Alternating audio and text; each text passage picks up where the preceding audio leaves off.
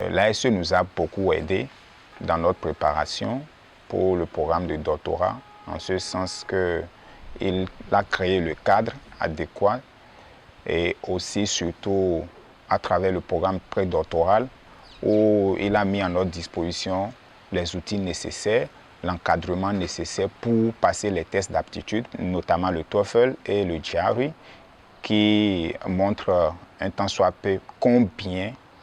l'étudiant est prêt ou préparé à affronter les programmes de doctorat aux États-Unis. Et grâce à toute cette aide-là, j'ai pu décrocher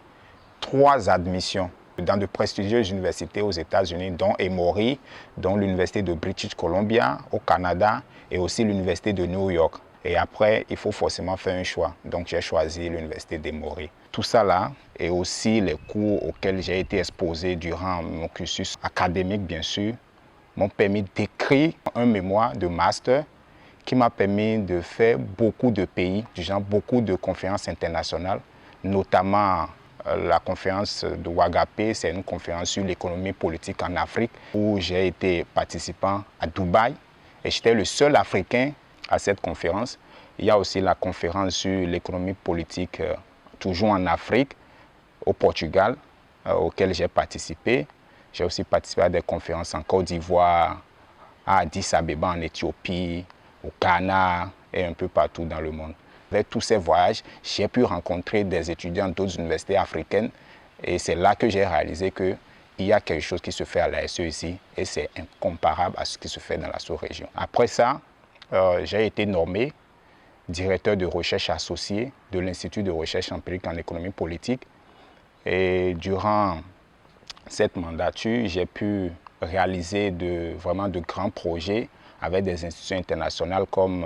l'Institut néerlandais pour la démocratie multipartie, où j'ai conduit une étude sur le financement de la politique des élections législatives au Bénin, étude pour laquelle j'ai récemment fait une restitution en présence de personnalités du pays, notamment les députés, représentants de l'Assemblée nationale et des institutions comme la Cour constitutionnelle et consorts. Par ailleurs, au cours de ma formation académique et tout au long de la réalisation de ces projets-là, j'ai pu obtenir des expériences pratiques en matière de logiciels de statistiques comme Stata, R, c'est des logiciels que je peux manipuler facilement aujourd'hui pour mon travail. Et pour finir, récemment, l'ASE a ouvert un campus en Côte d'Ivoire, ce qui est un accomplissement majeur parce que ça prouve l'ambition du fondateur, le professeur Léonard Wantchekon, à aller plus loin et à embraser plus d'élites africaines. À l'endroit des étudiants futurs, ceux qui veulent vraiment venir à l'ASE, d'être ambitieux, de venir à l'ASE, de s'inscrire à l'ASE, parce que l'ASE présente le cadre idéal pour vraiment réussir si on a vraiment des rêves. Et aux parents d'investir sur leurs enfants en les inscrivant à l'African School of Economics,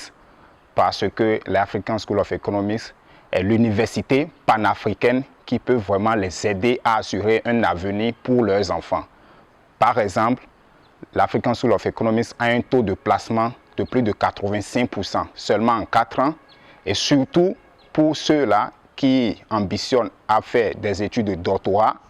l'ASE est le cadre idéal parce que seulement en 4 ans, l'ASE a pu placer plus de 20 étudiants dans les tops universités aux États-Unis, en Europe, au Canada et partout dans le monde.